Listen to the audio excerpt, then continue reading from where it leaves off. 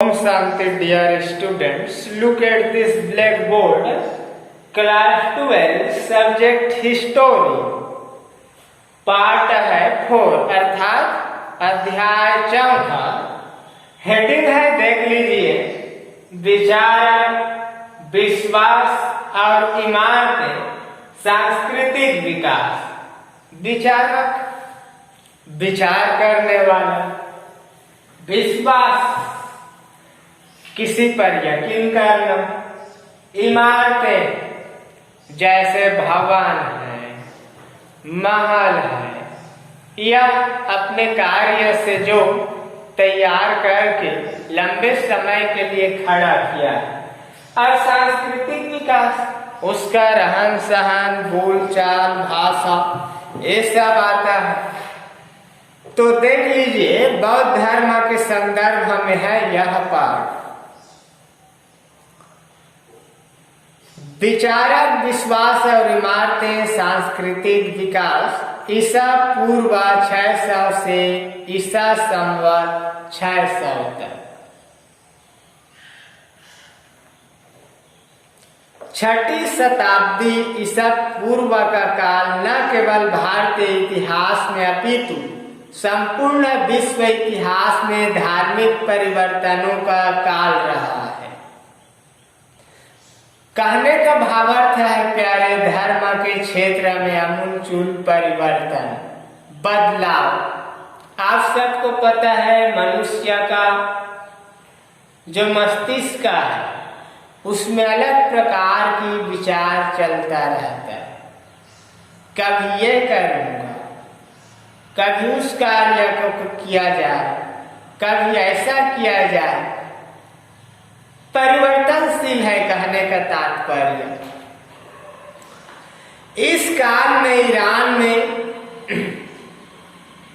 जरथुस्त्र, चीन में खुगत्सी और यूनान में सुकरात, प्लेटो और अरस्तु जैसे महान विचारकों का जन्म हुआ। इस काल में उत्तर भारत के मध्य गंगा घाटी के क्षेत्र में अनेक मतों एवं दर्शनों का उदय हुआ, जिन्होंने अंत में एक महान बौद्धिक एवं धार्मिक आंदोलन का रूप धारण कर लिया। इन धार्मिक संप्रदायों का वर्गीकरण 2 भागों में किया जा सकता है।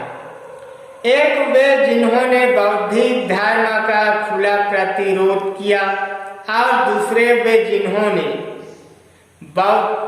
वैदिक धर्म का खुला प्रतिरोध न करके किसी पुराने देवी देवताओं को केंद्र बनाकर नवीन सिद्धांतों का प्रतिपादन किया।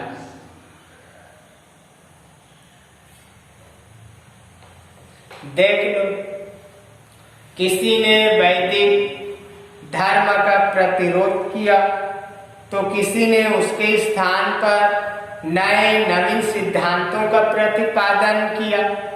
हर मनुष्य का विचार अलग होता है, प्यार, एक जैसा होना अनिवार्य नहीं है। तो 6ठी शताब्दी ईसा पूर्व काल की बात है। भारतीय इतिहास में बदलाव देखने को नहीं मिला, बल्कि संपूर्ण विश्व इतिहास में धार्मिक परिवर्तन, धर्म में बदलाव देखने को मिला, आमूलचूल परिवर्तन देखने को मिला। प्रथम वर्ग अर्थात वेद विरोधी धर्मों में जैन एवं बौद्ध धर्म के नाम सबसे अधिक महत्वपूर्ण है। द्वितीय वर्ग में संप्रदायों में वैष्णव तथा शैव संप्रदाय उल्लेखनीय है।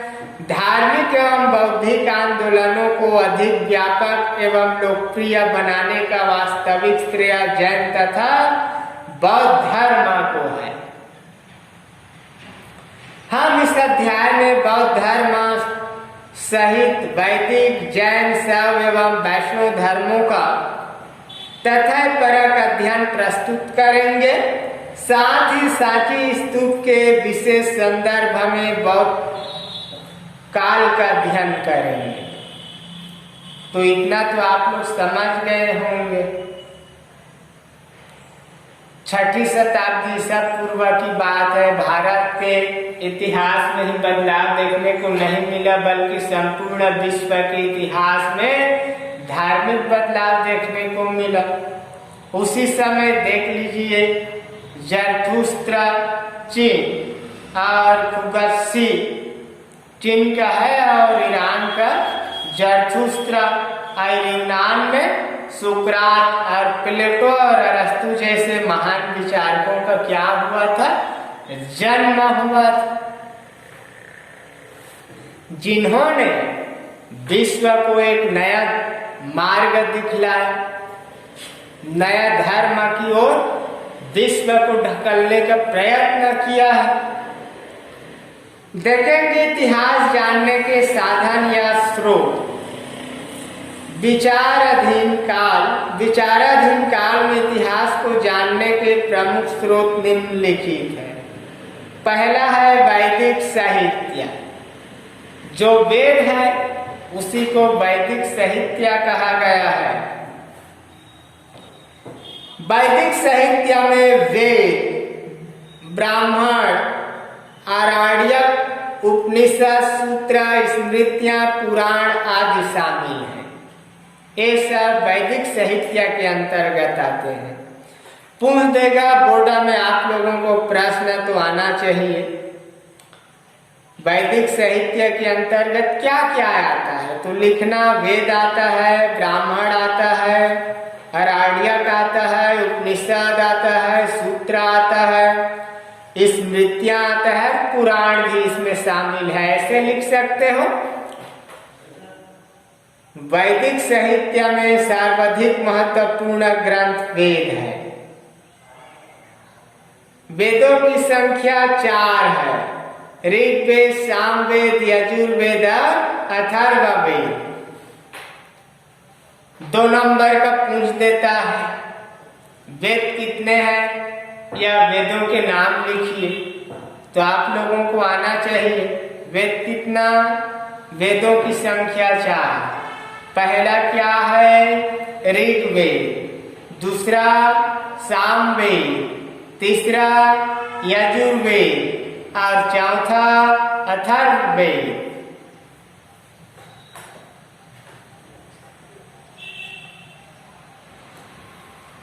ऋग्वेद इनमें सबसे प्राचीन है। यह ग्रंथ आर्यों के जीवन के सभी पहलुओं पर प्रकाश डालता है। यजुर्वेद, सामवेद एवं अथर्ववेद उत्तर वैदिक आर्यों के जीवन पर प्रकाश डालते हैं। ब्राह्मण ग्रंथों में वैदिक कर्म कांड का विस्तृत वर्णन किया गया है तथा आर्यक ग्रंथों एवं उपनिषदों में विभिन्न आध्यात्मिक एवं दार्शनिक समस्याओं के विषय में प्रकाश डाला गया है। पुराण प्राचीन भारतीय इतिहास के महत्वपूर्ण एवं मूल्यवान स्रोत है। पुराणों की संख्या 18 है, किंतु इनमें से ब्राह्मण, वायु, मत्स्य, विष्णु, भागवत, गरुड़, अग्नि और मार्कंडेय आदि ऐतिहासिक दृष्टि से विशेष महत्वपूर्ण है। पुराण आदि काल से गुप्त काल तक की राजनीतिक, सामाजिक, आर्थिक, धार्मिक एवं सांस्कृतिक दशा पर प्रकाश डालते हैं। किस काल की? गुप्त। तो ये है वैदिक साहित्य। वैदिक साहित्य के माध्यम से बीते हुए कल को हम लोग जान सकते हैं। भावार्थ समझ गए होंगे। वेदों की संख्या 4 और पुराणों की कुल संख्या 18। अब देखेंगे 1.2 बौद्ध साहित्य। बौद्ध ग्रंथ जो कि मगध क्षेत्र में बोली जाने वाली पाली भाषा में लिखे गए हैं। बौद्ध ग्रंथ किसमें लिखा गया है? पाली भाषा में लिखा गया है। इनमें इनसे हमें महात्मा बुद्ध के जीवन के अलावा उस काल के मगध, उत्तरी बिहार और पूर्वी उत्तर प्रदेश के अनेक शासकों के बारे में जानकारी मिलती है। सबसे प्राचीन बौद्ध ग्रंथ त्रिपिटक, सुत्त पिटक, अभिधम्म पिटक एवं विनय पिटक है। ये सबसे प्राचीन बौद्ध ग्रंथ है। क्या है? बौद्ध ग्रंथ सबसे पुराना क्या क्या है? त्रिपिटक, सुत्त पिटक, अधिधम्म पिटक और विनय पिटक। सुत्त पिटक में महात्मा बुद्ध की शिक्षाएं एकत्रित हैं। अभिधम्म पिटक में बौद्ध दर्शन का संकलन है और विनय पिटक में संघ अथवा बौद्ध मठों में रहने वाले लोगों के लिए नियमों का संग्रह है। जातक ग्रंथों में बुद्ध के पूर्व जन्मों की कहानियों का संकलन है। जातक कथाएं ईसा पूर्व 5वीं शताब्दी से 2री शताब्दी ईसा तक थी। सामाजिक, आर्थिक एवं राजनीतिक दशाओं पर महत्वपूर्ण प्रकाश डालते हैं। दीपवंश एवं महावंश 4वीं एवं 5वीं शताब्दी के भारतीय इतिहास पर प्रकाश डालते हैं। इसी को कभी पूछ देगा, दीपवंश एवं महावंश कौन से सदी के भारतीय इतिहास पर प्रकाश डालते हैं? तो आना चाहिए 4वीं एवं 5वीं शताब्दी। अब देख लीजिए 1.3 जैन साहित्य। अभी क्या देखे आप उन लोगों ने? बौद्ध साहित्य। अब क्या देखेंगे? जैन साहित्य। जैन साहित्य प्राकृतिक, सांस्कृतिक और तमिल भाषाओं में लिखा गया। प्रारंभिक जैन ग्रंथों की रचना प्राकृतिक भाषा में की गई। 6वीं शताब्दी में गुजरात के वल्लभी नगर में इन्हें अंतिम रूप से संकलित किया गया।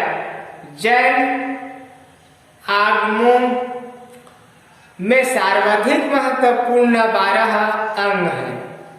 एक ग्रंथ महावीर स्वामी तथा जैन धर्म के संबंध में महत्वपूर्ण जानकारी प्रदान करने के साथ साथ तत्कालीन राजनीतिक, सामाजिक एवं आर्थिक दशा पर भी प्रकाश डालते हैं। भद्र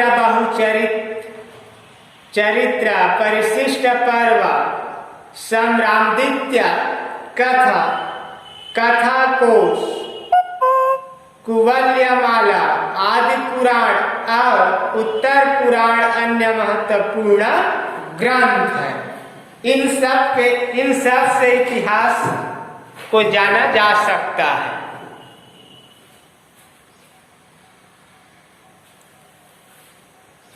तो सभी से बन जाएंगे। हेडिंग को तो पकड़ कर रखना है। हेडिंग क्या है अपना? विचारक। तो कौन कौन विचारक हुए इसमें? जरथुस्त्रा ईरान के हैं, फिर खुंगत्सी चीन के हैं, सुकरात यूनान के हैं, प्लेटो है, अरस्तु है। ये सब क्या है? विचारक है। फिर उसके पश्चात क्या देखे? इतिहास जानने के साधन। तो पहला वैदिक साहित्य। तो वैदिक साहित्य के अंतर्गत किसको रखा गया? वेद को रखा गया। वेद कितने प्रकार के हैं? 4 प्रकार के हैं। वेदों की संख्या कितनी? 4। और पुराणों की संख्या 18।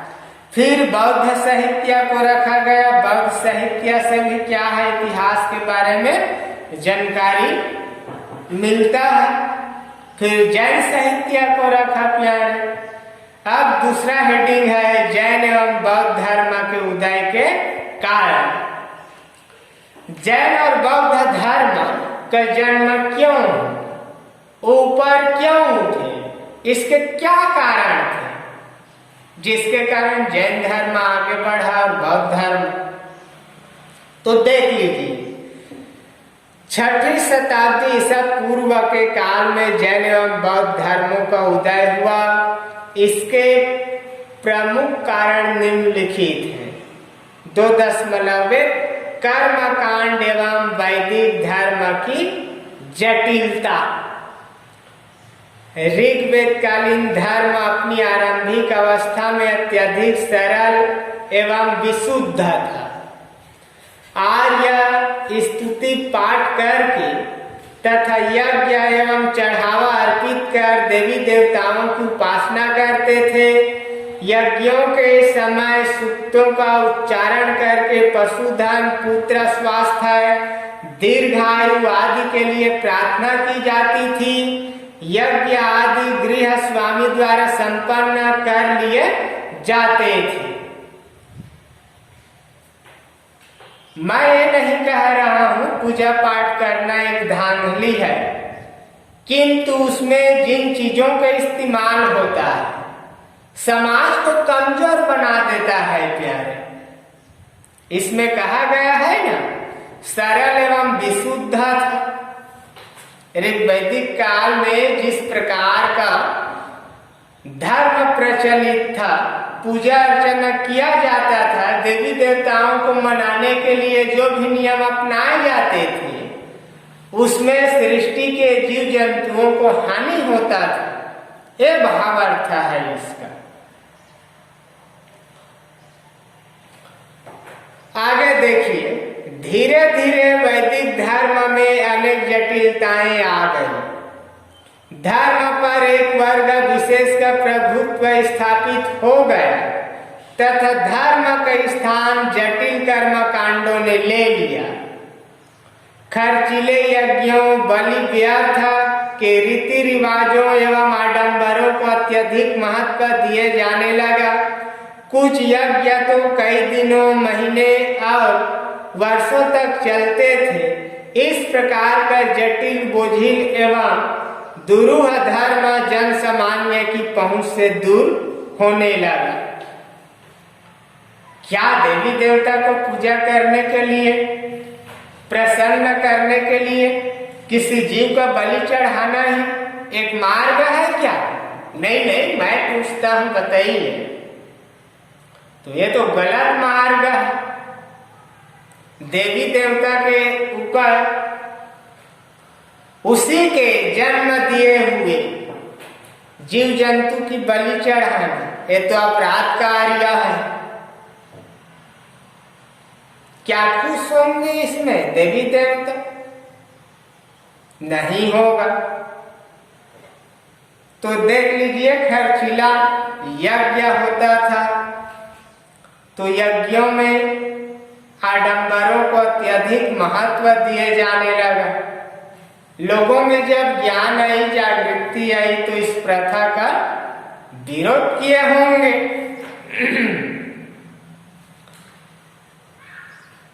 तो ये था कर्म कांड एवं वैदिक धर्म की जटिलता, जिसके कारण जैन और बौद्ध धर्म उभर कर सामने आया।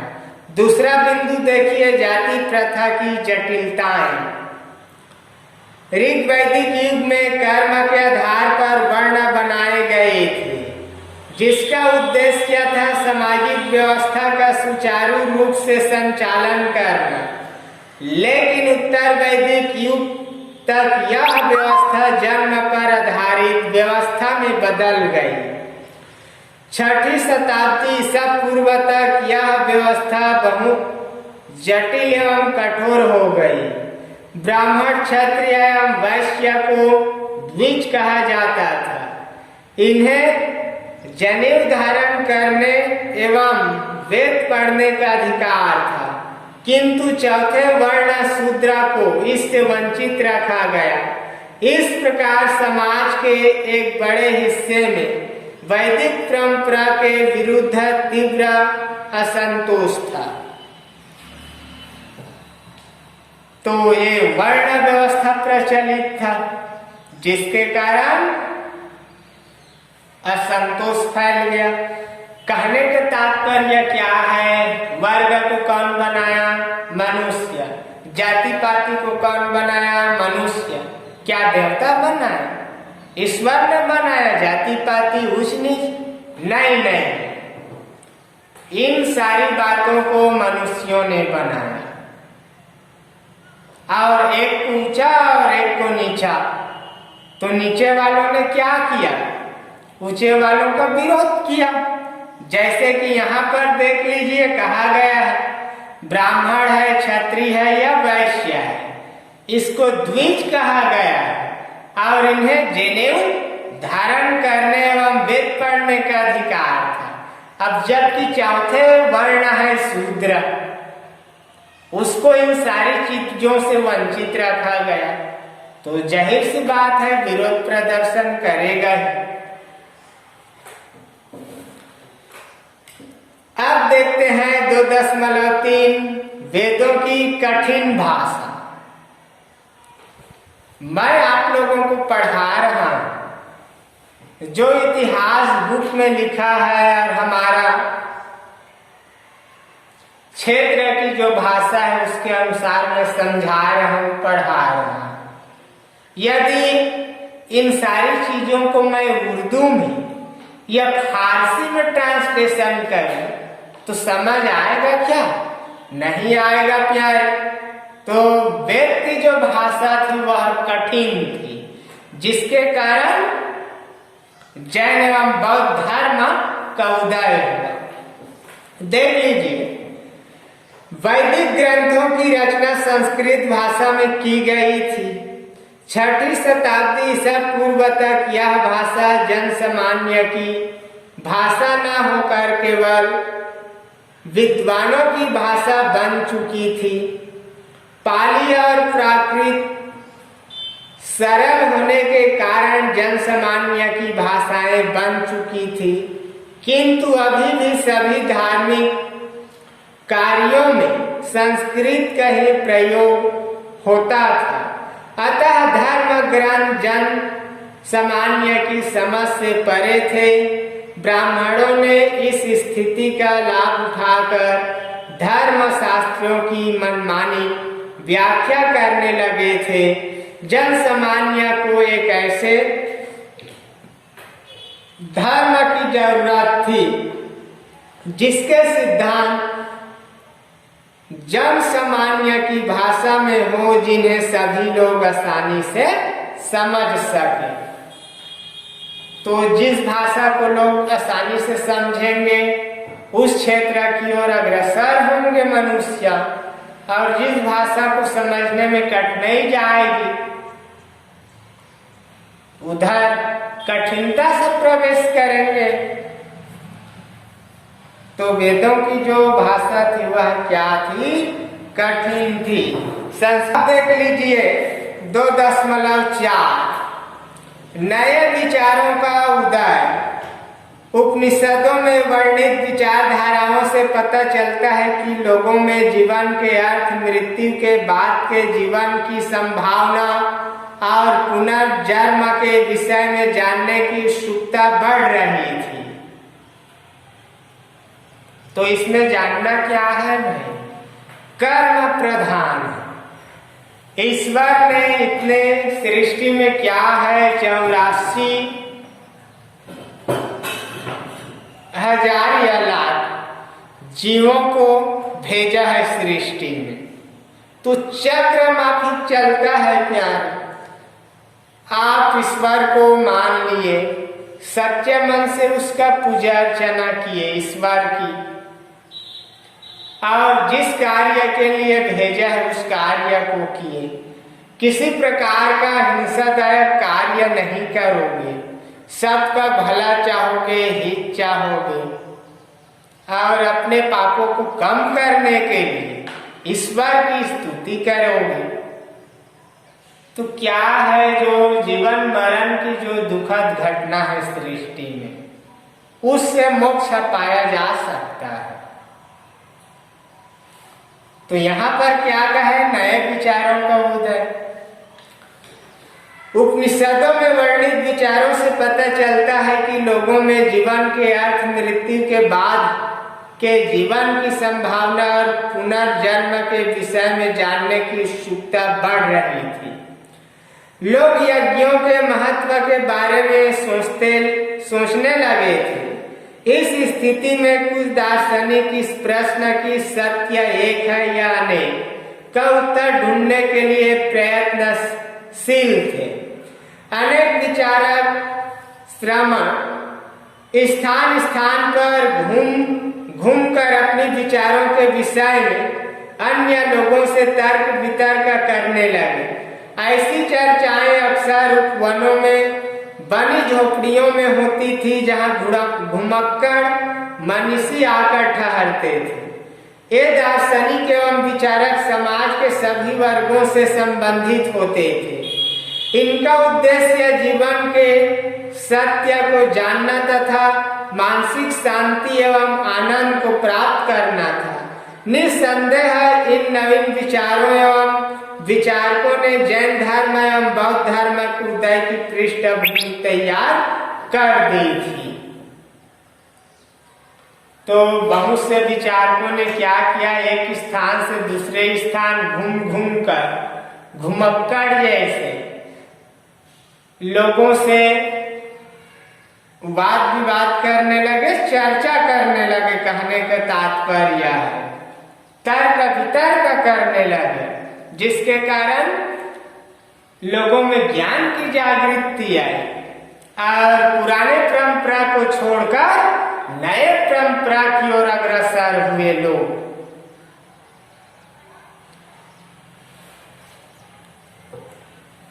तो इस प्रकार से नए विचारों ने क्या किया, जैन एवं बौद्ध धर्म के उदय के पृष्ठभूमि को तैयार कर दिया। अब देख लीजिए 2.5 नई कृषि आधारित अर्थव्यवस्था का विस्तार।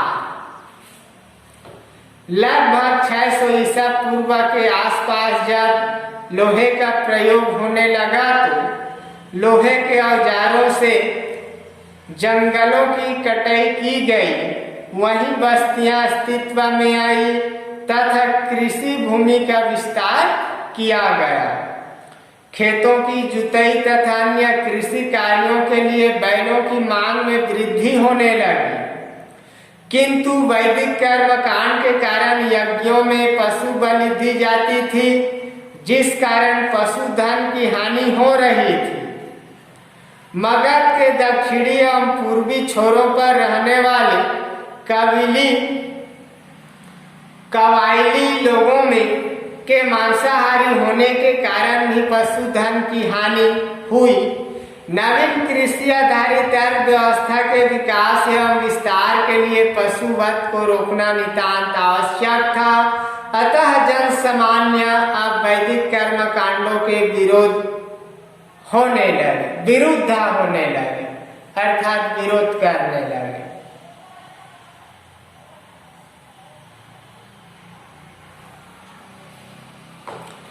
क्षत्रिय वर्ग की प्रतिक्रिया। अनेक इतिहासकार इस बात से सहमत हैं कि समाज में ब्राह्मण वर्ग के बढ़ते हुए प्रभाव के विरुद्ध क्षत्रिय वर्ग की प्रतिक्रिया जैन धर्म एवं बौद्ध धर्म के उदय का एक महत्वपूर्ण कारण बनी। ब्राह्मण समाज में सर्वोच्च होने के कारण अनेक विशेषाधिकारों जैसे दान लेना, करों से छूट, दंड में माफी आदि का उपयोग करते थे और स्वयं को पृथ्वी पर ईश्वर का प्रतिनिधि मानते थे। क्षत्रिय शासक होने के कारण ब्राह्मणों के धर्म संबंधी प्रभुत्व के विरुद्ध थे। इस प्रकार क्षत्रियों द्वारा ब्राह्मणों की धार्मिक सर्वोच्चता का विरोध किया जाना नवीन धर्मों के उदय का महत्वपूर्ण कारण था। मैं बतला रहा हूं आप लोगों को, जैसे यज्ञ होता था पहले समय में, तो उस यज्ञ में किस प्रकार से लकड़ी का इस्तेमाल किया जाता था, कैसे घी और तेल को उसमें यज्ञ में डाला जाता था, फिर उस यज्ञ से निकलने वाले लावे या धुएं से कितने जीव जंतु को क्षति पहुंचती थी, कितने जीव जंतुओं की जानें चली जाती थी, क्या ये पाप कार्य नहीं होगा? ये भी पाप कार्य था। मैं ऐसे कर्म कांडों को नहीं मानते, इनका विरोध करता हूं, ऐसा इतिहासकारों का कहना है। वैश्य वर्ग का बढ़ता महत्व, लोहे के उपकरणों के प्रयोग के परिणाम स्वरूप कृषि भूमि का विस्तार हुआ। उत्पादन में वृद्धि होने के कारण व्यापार वाणिज्य को प्रोत्साहन मिला। पूर्वोत्तर भारत में कौशाम्बी, कुशीनगर, वाराणसी, वैशाली और राजगीर जैसे महत्वपूर्ण नगर अस्तित्व में आ चुके थे।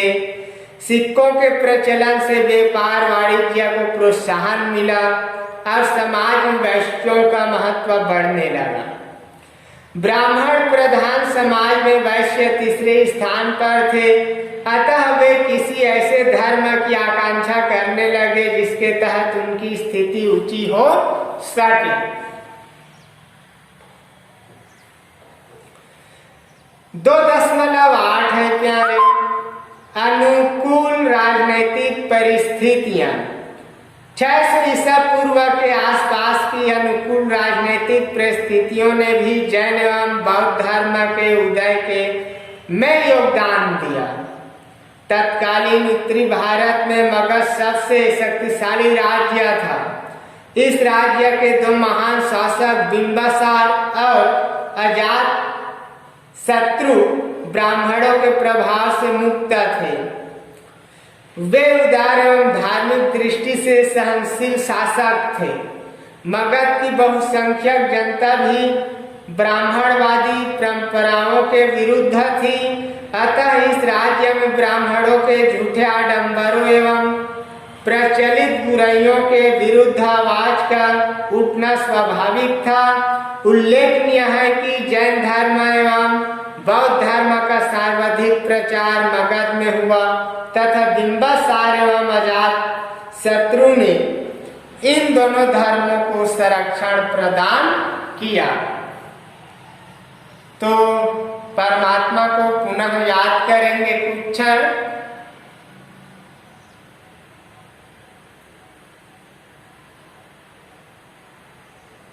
ओम शांति। यही मैं इस विषय में अपनी वाणी को विराम देता हूँ। नेक्स्ट डे को पढ़ाऊंगा जैन धर्म।